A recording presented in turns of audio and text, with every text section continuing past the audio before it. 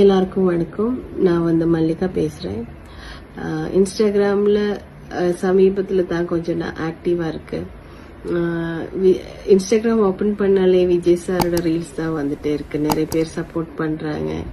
So எனக்கும் Vijay sir பத்தி 2 வார்த்தை பேசணும். திருப்பாச்சி ஷூட்டிங் பண்ணும்போது ரொம்ப பாவமான ஒரு கேரக்டர். சீன் முடிச்சிட்டு நான் ஒரு சேர்ல போய் உட்காரும். ரொம்ப எல்லாம் பேச மாட்டாங்க. பேசினா பேசுவாங்க, ஆனா ரொம்ப எல்லாம் பேச மாட்டாங்க. சோ அப்படிப்பட்ட ஒரு ஆளை எப்படி இந்த மாதிரி ஒரு கட்சி ஆரம்பிக்க போறாங்க, எப்படி எல்லார்கிட்ட பேசுவாங்கன்னு நான் யோசிச்சுட்டு இருந்தேன். ஆனா